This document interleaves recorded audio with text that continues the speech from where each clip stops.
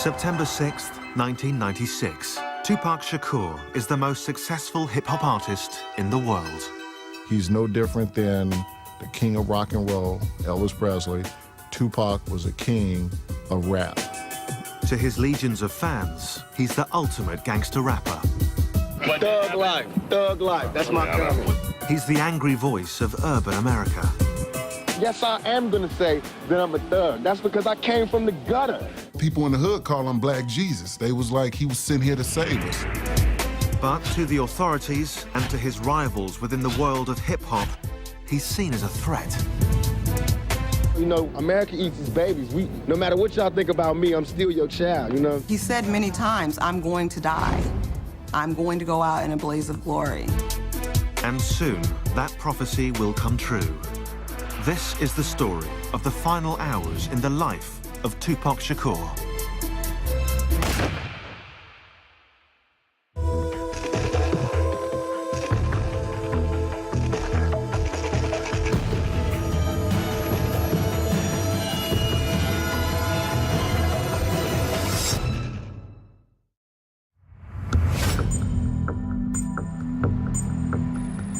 Los Angeles, California, September 6, 1996.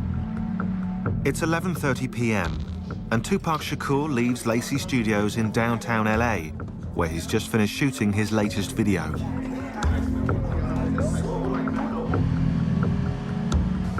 After scoring 6 top 10 singles in the last 6 years, Tupac is riding a wave of success that other artists can only envy.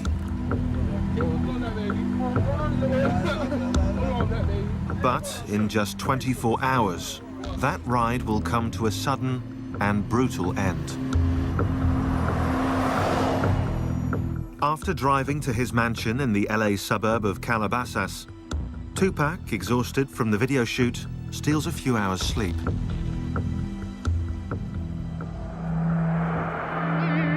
In the morning, his cousin, Jamal Al-Hussein, reminds him that they have to leave on a trip to Las Vegas. Because our birthdays is in the same month, he wanted me to celebrate our birthdays together in Vegas.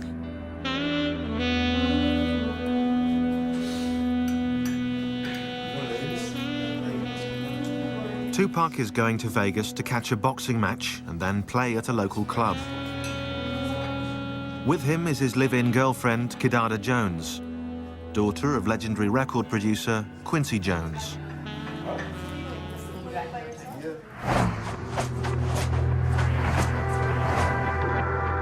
Within hours, they hit the road. But Tupac is less than eager to make the trip. Pac didn't want to go, you know what I'm saying? It was obvious there was some other family issues that he wanted to deal with back in Atlanta, and he wasn't really keen on the whole Vegas trip, you know what I mean? But at the urging of his manager, Tupac goes along with the plan. It will be the last trip he ever takes.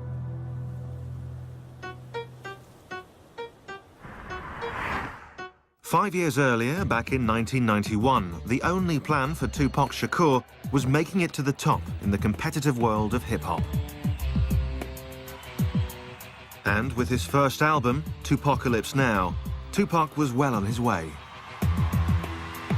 From the start, he forged a powerful bond with his fans, rapping about the cold reality of life on the streets.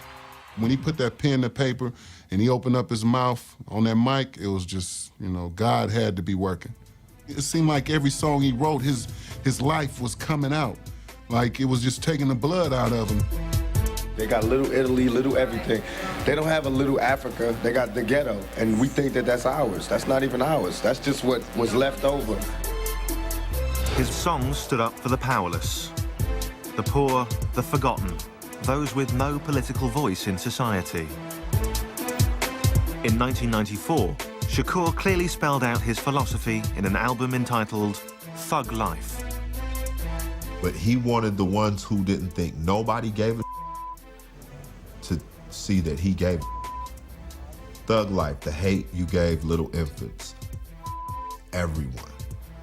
Thug Life isn't just something for me. Thug Life is for you too. Anybody It's all the that society throws at you.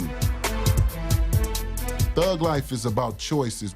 When you make the wrong choices, you end up in a life that you don't really want to be in. And that's what thug life is, against all odds. I'ma still make it. Tupac even had his political creed etched onto his skin. And all his tattoos meant something. He had 50 with an AK-47 tattooed on him. And what he believed is that 50 black men can do anything, if they put their mind to it, and they were all pulling at the same time in the same direction. Fans fell in love with his swagger and with his utter refusal to tone down his message. Was it incendiary? Was it crazy? Were the kids screaming at his concerts? Were girls tearing off their shirts? Were guys, like, you know, saluting with the pistol salute in the air? Yes, they were doing all that. And, I mean, that's hip-hop, that's rock and roll. Tupac's appeal went way beyond the ghetto, pulling in white, middle-class suburban kids who enjoyed the danger he brought from the other side of the tracks.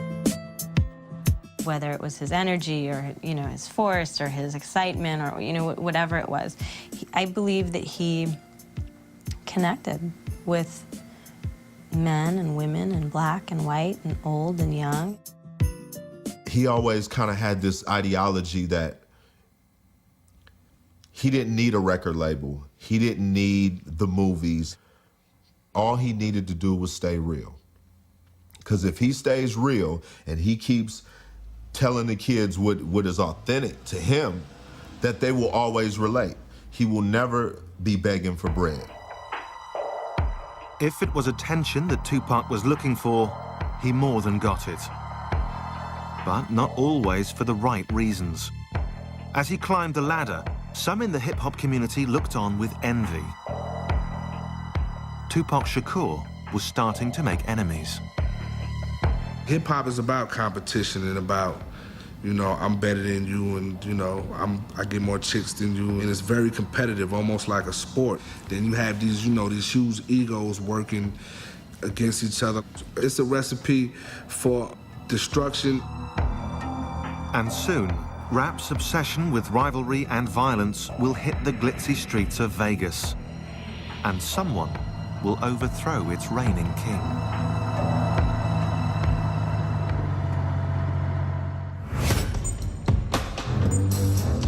September 7th, 1996, 3 p.m.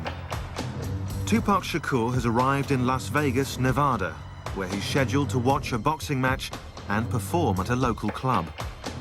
It's a performance he will never get a chance to give.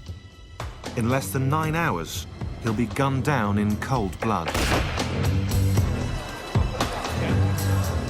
After leaving his girlfriend and cousin behind at the hotel, Tupac kills time before the boxing match by hitting the casino tables. At his side is his trusted bodyguard, Frank Alexander. We get over to the MGM, and he's gambling again on the crap table, and he's winning. He's winning big. He's doing really well. Yeah, I remember when we got to Vegas, I think Pac had about 10 grand in his pocket, and it was burning a hole in his pocket. He was trying to get rid of it as fast as he could.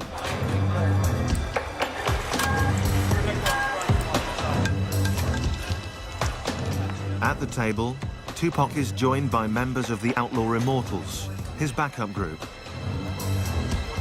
They were his singers and his friends that were on a lot of the songs that you know, he was doing at that time. As usual, everywhere Tupac goes, a crowd follows, especially women.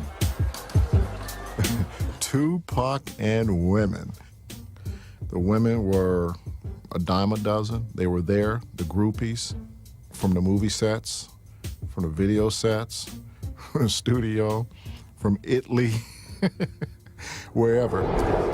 In the casino, as in life, Tupac plays for high stakes. Riding high in the charts, he can afford to gamble.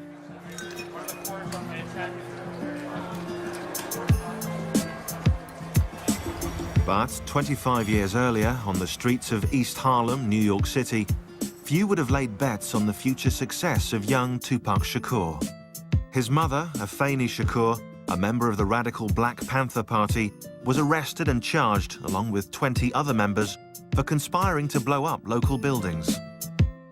I was captivated by the visualness of the Black Panther Party. I was captivated by the rationality of the Black Panther Party. And I was captivated by the sense of service of the Black Panther Party.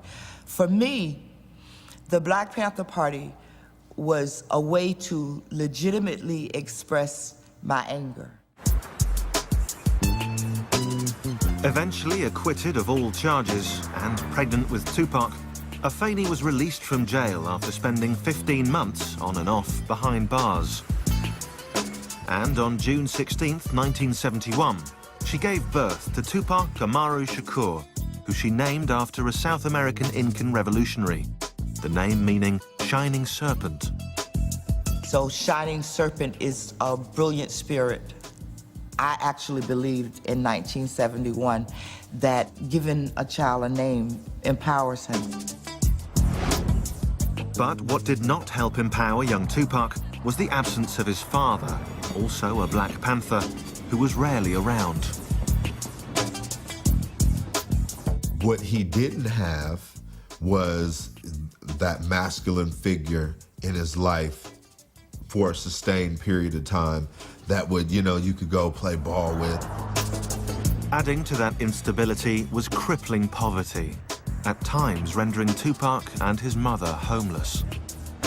But in 1986, despite those hardships, Afeni moved to Baltimore and managed to enroll her son in a unique public high school, the Baltimore School for the Arts.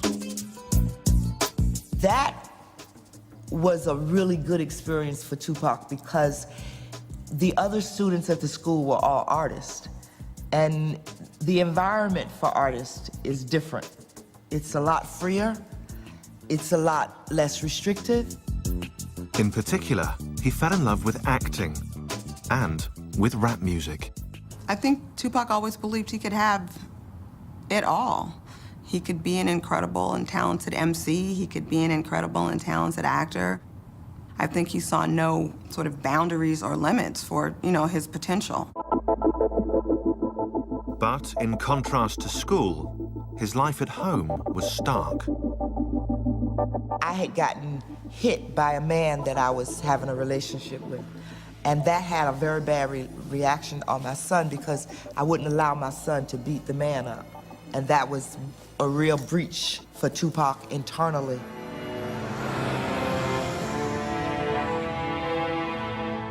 In June of 1988, to protect her son from their troubled home life, Afeni sent Tupac to the other end of the country to live with a friend in Marin City, California.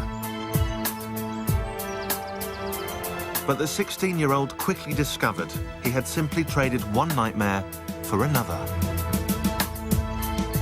Marin City, one thing that they're known for is a fist fight. Tupac was a little bitty guy. Even him, fully bulked up, is still a little bitty guy, which makes it even more incredible the kind of the guts that this dude has, because he fears no man, woman, child, animal, none of that, because they can only kill you one time. Soon, Afeni joined her son in California. But any hope of a happy family reunion was made impossible by her own personal struggles. My children and I have a bond that is based on the truth and trust. And the bond was broken with a lie. The lie being, I was using drugs, but I can handle it. That's a lie. That lie cost me dearly. Me talking about that period is different from them because in reality, I found drugs, is what I did. I found the answer. My answer was crack. But despite his contempt for his mother's addiction, Tupac too drifted into the world of narcotics. He probably sold drugs for about a week. His reason for stopping was because his heart was too big. You understand? When someone brings you their wedding rings and they say, here, I'm gonna give you these wedding rings for some crack. You're like, man, it's that bad? It's come to this? And he quit. He said, I'd rather starve or I'm gonna make this rap thing work. At 17, Tupac hooked up with neighborhood friend Ray Love to create his first real group, Strictly Dope. We didn't fear nothing. We would jump on the stage and perform right now. We didn't need no trays of food. We didn't need a special type of mic. We didn't need a rider. We didn't need a limo. Nah, just give me just one mic, man. Tupac's ability to use that microphone would carry him clear out of Marin City and eventually to Las Vegas, where the world's greatest rapper would be silenced forever.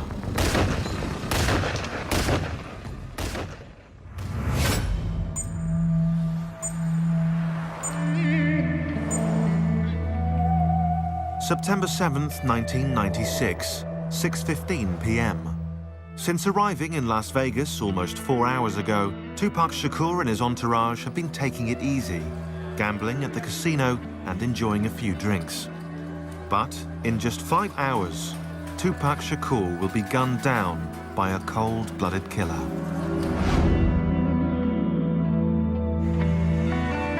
On the invitation of his manager and CEO of his record company, Suge Knight, Tupac heads out to see a much-anticipated heavyweight title match between Bruce Seldon and Tupac's close friend, Mike Tyson. Mike and Pac definitely had a friendship, a special kind of relationship with each other. We were all Tyson fans, you know what I mean? Like Tyson was a hero for us kids from the ghetto. Since their arrival, Tupac has insisted that his girlfriend Kidada and his cousin Jamala stay back at the hotel. This party is just for the boys. And I can remember us saying to each other, like, wow, why would they bring us out here and we can't even go to the fight, we can't go to the parties. He don't even want us downstairs. And he kept saying, please, he begged us, please don't go downstairs, please y'all stay up here. With his girlfriend and cousin safe and sound in their hotel room, Tupac and his bodyguard Frank Alexander head out to the MGM Grand, where the Tyson fight is about to get underway. But for Tupac, getting inside isn't so easy. There were a ton of people. There were a ton of people in line waiting to get into the fight. As we're walking by, you know, hey, that's Tupac. You know, you hear the whispering, oh, that's Pac. You get the groupies and you get the fans, you know, screaming Tupac. As they move through the crowd, adoring fans, however, are not the bodyguard's only concern. The famous rapper also has his share of enemies. His recent song, Hit 'Em Up, a scathing attack on fellow rapper Biggie Smalls, has stirred up anger within the hip-hop community. For Frank Alexander, it's a real concern. And I told Pac, I go, Pac, man, what's up with that song? He was like, oh man, you heard that, man? He goes, that was off the hook, huh? He goes, they playing it everywhere. He goes, man, it's all in the clubs, man, it's gonna be bad, it's gonna hot, blah, blah, blah. And I was like, Pac, dude, you're gonna need more security. I go, I'm not gonna be able to just handle you by yourself. Alexander calls on MGM guards for additional backup. For Tupac, the man who's built a career on confrontation, the constant threat of violence is just par for the course.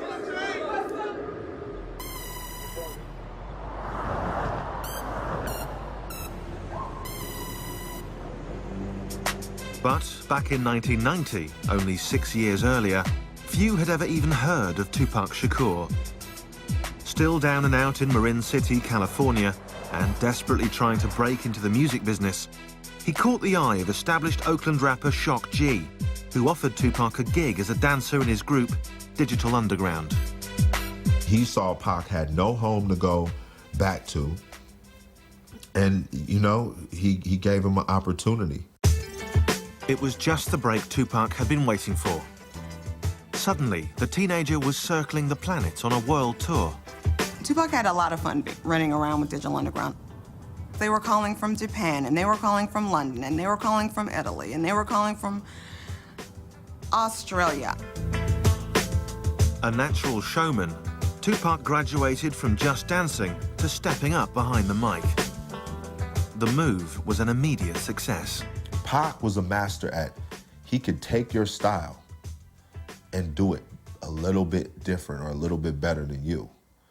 And that was something. And so that's how he dealt with every situation. Soon, Tupac had his first record deal. And in November 1991, Tupacalypse Now was released. The album featured a strong and sometimes contradictory mix of violent anthems and compassionate social commentaries about poverty, broken homes, and drug abuse.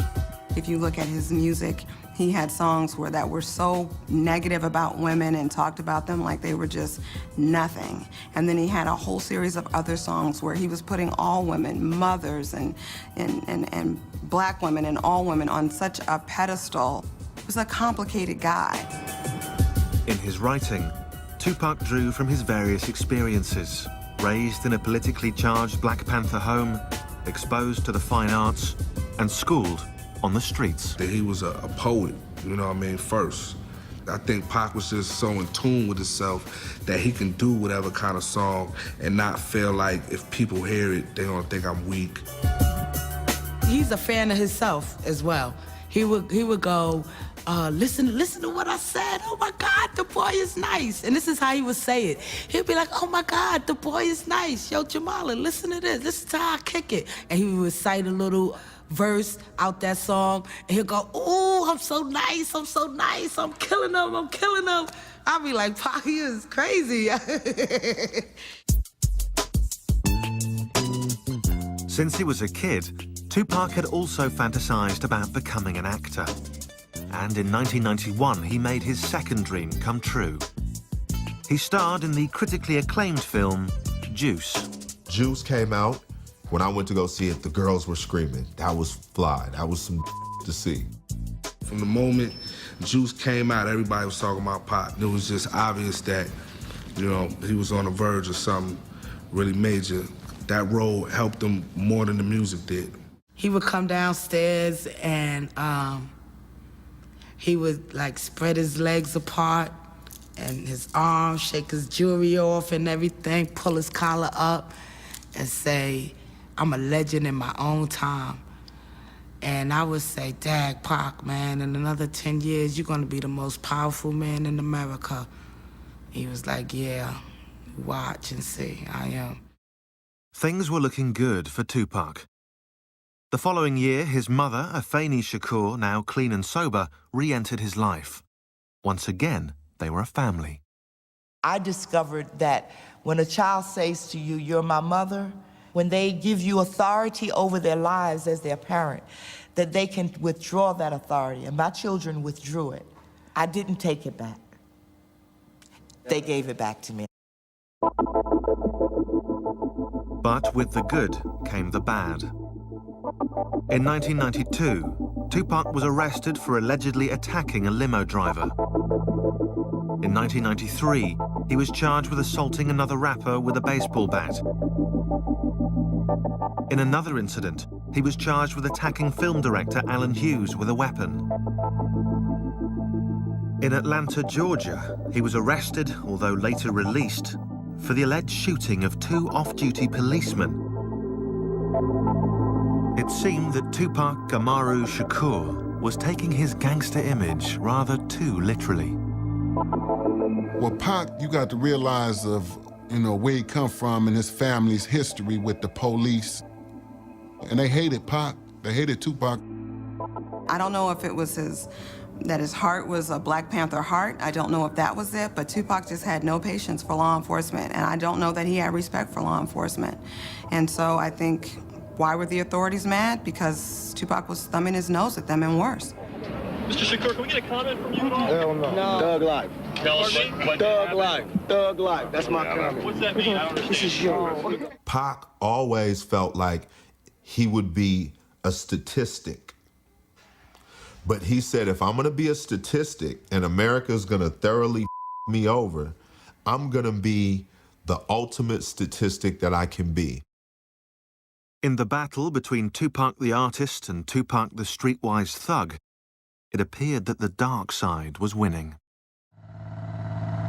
And soon, on the streets of Vegas, on a warm summer's night, that darkness will swallow him whole.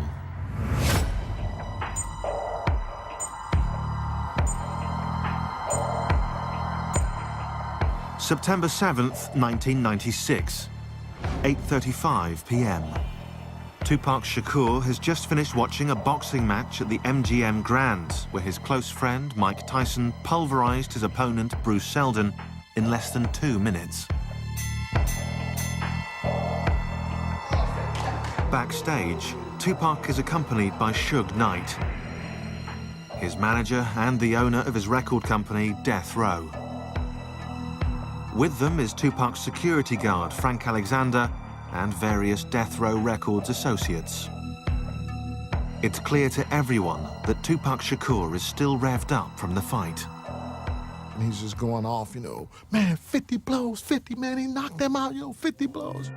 As the group enters the MGM Grand's lobby, one of Suge Knight's Death Row employees passes on a message to Tupac Shakur. One of Suge's guys, his name is Trevon, came over and whispered in Tupac's right ear. Trevon has spotted a man in the hotel lobby that he claims robbed him a few weeks earlier. The man is also a member of the Southside Crips, sworn rivals of another big LA gang, the Bloods, with whom Death Row is said to be affiliated.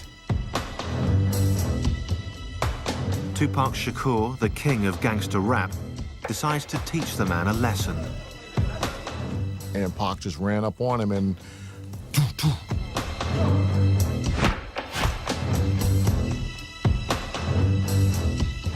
Fired up by the boxing match, the Death Row entourage, including its CEO, Suge Knight, joined Tupac in the feeding frenzy. In the chaos, Frank Alexander pulls Tupac from the brawl. I grabbed him and got him out of the fight. Orlando Anderson's on the ground and everybody's kicking at him, beating him down. 2 years earlier, in New York City, Tupac was involved in a different kind of battle, a fight for his very life. On November 30th, 1994, in the lobby of a Times Square recording studio, he was robbed of $40,000 worth of jewelry and shot 5 times at close range by a group of unidentified black men. While police wrote it off as a random robbery, Tupac saw it as an act of retaliation by one of his many enemies within the hip-hop community. And personally, to me, it could have been a setup, or it could have been whoever came through the door. Because Pac never thought nobody would do nothing to him, because he felt he represented the black community and nobody would... No. That don't go down like that. And that's what I try to get over to him. They don't go down like that. I don't care who you is. They'll take you down. Tupac had become a moving target. His aggressive music had angered both police and community leaders.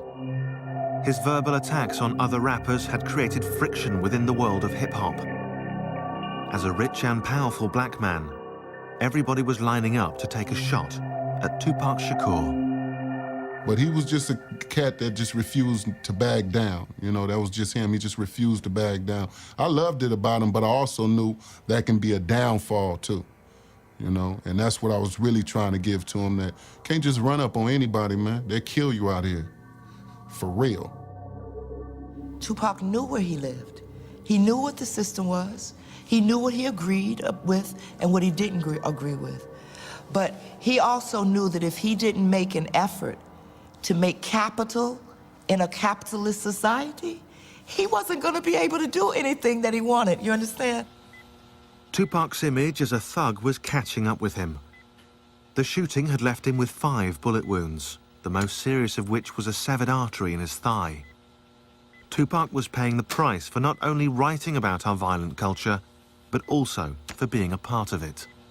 This is all about my image. Has nothing to do with me. This is all about my image. It's like MTV, all the papers, they building me up. Now they destroying me on the same image that they perpetuated. You know what I'm saying? I'm selling records. This is what I do for a living. I'm selling records. Don't get it twisted. This is not my real life. This is not how my real life is supposed to be. I'm not supposed to be really having all these villains in my life. You can't blame a rapper for murders unless you're gonna blame Arnold Schwarzenegger for all the people he killed in Terminator. You know what I'm saying? How you gonna blame a rapper when we only speak it, and then you got actors who show it, but you don't blame them? Less than 5 hours after his operation, and against doctors' advice, Tupac Shakur checked himself out of the hospital. He had other problems to deal with. The rapper was due in court to face rape charges brought by a 19-year-old woman. Charges he angrily denied. Why am I in court? You know what I'm saying? Get my life ripped apart. But I'm here, I'm gonna go through it just to show that I have faith in the American system. But soon I'm gonna go crazy. Acquitted of sodomy and weapons charges, Tupac was instead convicted of forcibly touching the woman's buttocks, a felony sex abuse charge. He was given the maximum sentence, up to 4.5 years behind bars. To his legions of fans, it seemed that the law was making an example of Tupac Shakur. Pac was the one that had the biggest mouth and would say it the loudest and say it to anybody, you know what I'm saying? There was times where he said it even to his mother.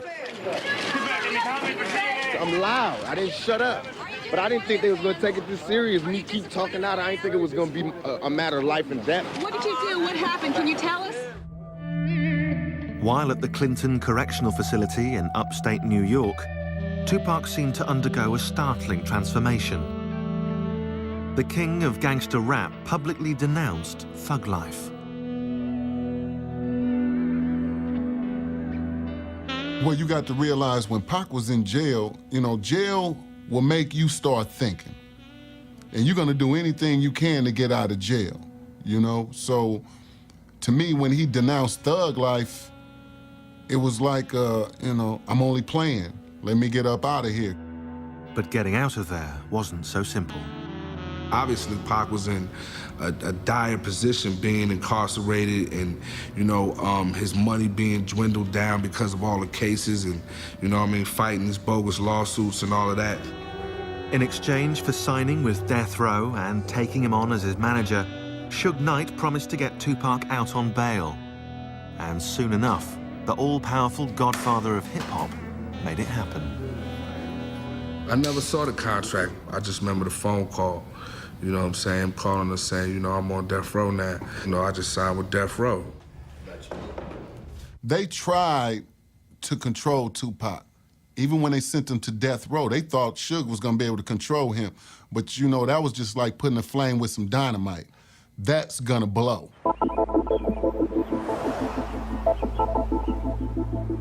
Death Row put Tupac up at the posh Peninsula Hotel in LA to recuperate, re-energize, and get back on his feet. He was coming off a #1 album with Me Against the World and a #1 record with Dead Mama, so he was doing his own thing. It's not like he needed Death Row, but in a sense, he needed them at that moment because it's like, hey, they gave me a $1.4 million bail. You know what I'm saying? I need to get out of jail. The master agitator was free and eager to get back to what he knew best, holding up a mirror to society's ills. Once he got out, it was like all that anger that was built up while he was sitting in jail came out all at one time. But soon, in a hail of bullets, that mirror will be forever shattered.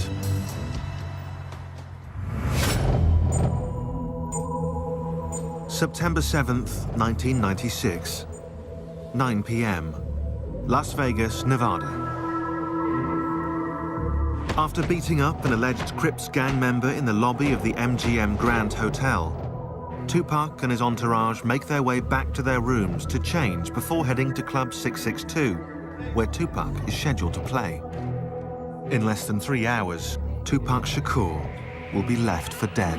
I remember Tupac coming back to the hotel, and he was really excited. One man can only do so much, man. So he came upstairs and he was like, Jamala, you wouldn't believe it. I did a 1-2 on a dude. I knocked him out. I did a Mike Tyson on him.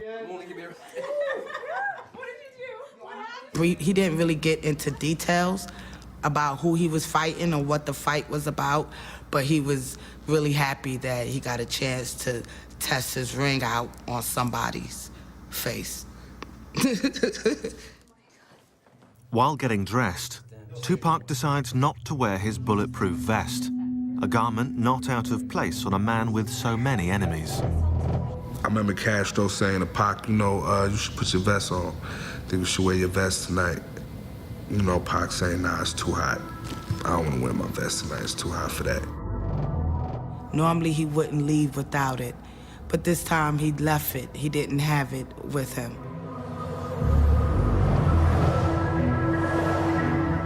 After the short pit stop, Tupac and the others wind their way across the strip to a mansion belonging to Suge Knight, Tupac's manager and the owner of Death Row Records. Suge and Tupac disappear briefly while the others wait impatiently. I don't really know what Pac and Suge was doing at the time. You know what I mean? I just know we was waiting and I was ready to go. Almost everything in Suge Knight's mansion is red, the official color of the Mob Piru, an offshoot of the LA gang, the Bloods. He wore a lot of red. You know, it was his choice of color. He was from Compton. His hood, his set were of, you know, Bloods. So by him wearing red, if that's what he was representing, then that was on him. Some felt that by associating with a record label connected to the Bloods, Tupac was making himself yet more enemies. This time with the Bloods' arch rivals, the Southside Crips. But his bodyguard, Frank Alexander, saw it differently. Tupac was not gang-related. If you want to represent a color with Tupac, it would have been green, and that's the color of money. After about half an hour, with Tupac and the others ready to leave for Club 662, Tupac makes an unusual request to his bodyguard. I was walking to the car with Suge and with Tupac, and I was actually opening up the back door to get in the back seat. And Pac stopped and said, no, take the keys and go drive the Lexus with the Outlaws in it, because we're going to be drinking and you're going to be the designated driver to drive us back after we've finished partying over at 662. Tupac's last-minute arrangement comes at the urging of Suge Knight, who wants to talk privately with his star rapper. The procession snakes its way back to the Vegas Strip for the concert at Club 662, a concert he will never get to play.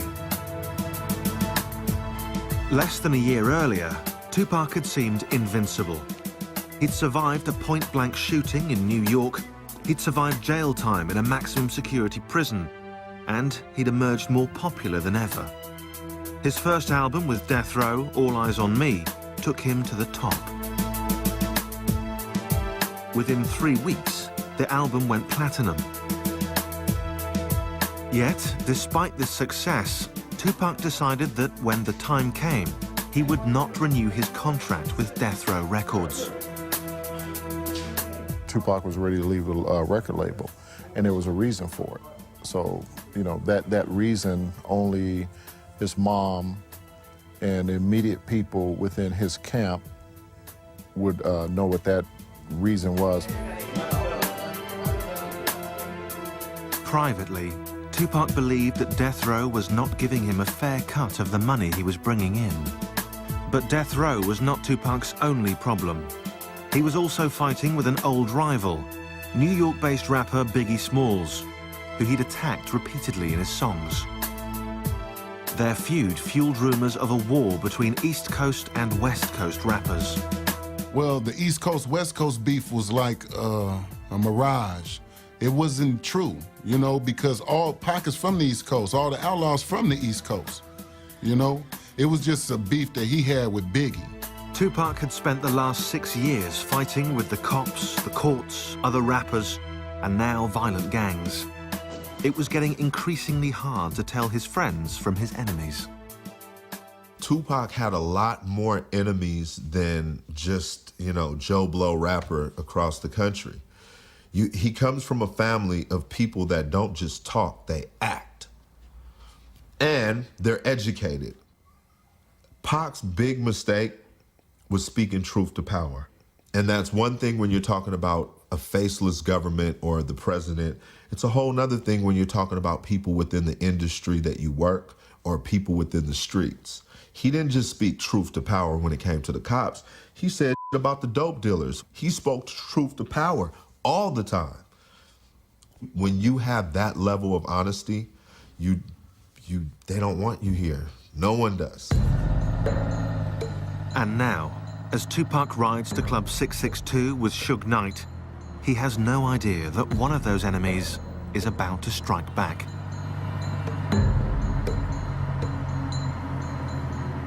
Once we got to Flamingo, we made a right-hand turn. We came to a stoplight, which was Koval. As Tupac's bodyguard follows in the car behind, the convoy inches forward. And as usual, Tupac draws the attention of his fans.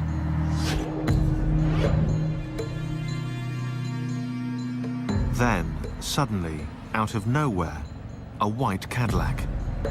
As they got closer to the BMW, the arm came out and the gun just started firing.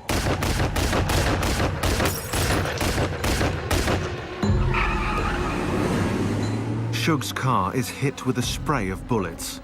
4 of them rip into Tupac's body. Another grazes Suge Knight's head. And after the Cadillac shot into the car, I thought they were dead. My reaction was to run up to the car, and instead, the car took off. Suge's bullet-riddled BMW makes a hard U-turn and races off in the opposite direction. I didn't know what to think. It was a fog. It was a haze. Were these real bullets? Did they really shoot these guys? Badly damaged, the car soon blows its tires and breaks down close by. And, for the second time in his short life, Tupac Shakur is looking death in the face. September 7th, 1996, Las Vegas. At 11:17 p.m., a hail of bullets cut down superstar rapper Tupac Shakur. Mortally wounded with a punctured lung, he's rushed to University Medical Center, where he undergoes 2 emergency operations. His right lung is removed to stop internal bleeding, and he's induced into a coma from which he will never awake.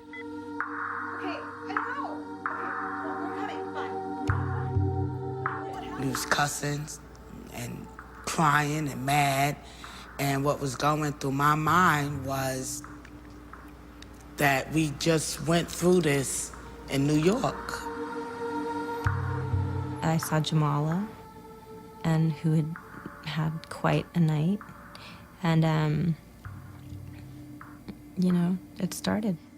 People started arriving, and what I remember is that there was never a time where somebody wasn't there with him.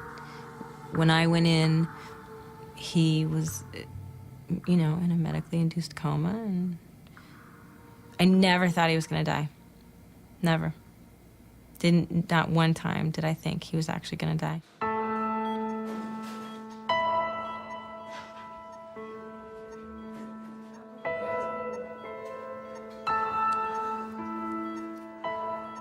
When I first seen Tupac on the hospital bed, and he had all these tubes connected to him, and I knew then that he was gonna have to fight for his life. For 6 days, Tupac remains in a coma. Throughout, his family gathers in an around-the-clock vigil, refusing to accept the inevitable. We all had this thing, and I guess he did too, is to where, Pac is indestructible. So when he got shot the second time in Las Vegas, we were like, man, it's Pac, dude. But on September 13th, 1996, at only 25 years old, Tupac Shakur's short but violent life comes to an abrupt end. His death leaves many feeling lost. When he dies in the street, whoa, man, what is going on in America, man? What is going on in America where you make it and you still don't make it out? Meanwhile, the criminal investigation into Tupac's murder is stonewalled when witnesses refuse to cooperate. Theories on who pulled the trigger are rife. Some suggest a revenge attack by the Crips for the beating in the MGM lobby. Some point the finger at longtime Tupac rival Biggie Smalls, who will also be shot to death 7 months later. Others still speak of a setup by Suge Knight, who knew Tupac was planning to leave Death Row Records. Whatever the truth, on the streets of LA, retaliation for Tupac's death comes fast and furious. Over a 10-day period, 12 shootings erupt between rival gangs. 3 are killed, 22 are arrested. In death, Tupac becomes even more popular. He goes on to sell over 75 million albums worldwide and enters the Guinness Book of World Records as the highest-selling rap artist of all time. They lost a great man. They lost an activist, a poet, a rapper, a brother, a friend. He was one of the great ones. Yeah, he was. He's not a perfect person. He's not a perfect rap star. He's not a perfect pop star. I think people liked him all the more for that. That sense of humor, man. Dude was funny. It's not all, not all what you see, the toughness and the bravado and all of that. We did more laughing than we did any of that tough gangster. His mother, Afeni, takes the family reins. In 1997, the Tupac Amaru Shakur Foundation is created to provide training and support for creative students. That same year, the University of California, Berkeley, offers a course entitled The Poetry and History of Tupac Shakur. I speak to him all the time because it matters to me what he thinks about what we're doing. It matters to me. So I believe that he hears me. To this day, Tupac Shakur's killer has never been found.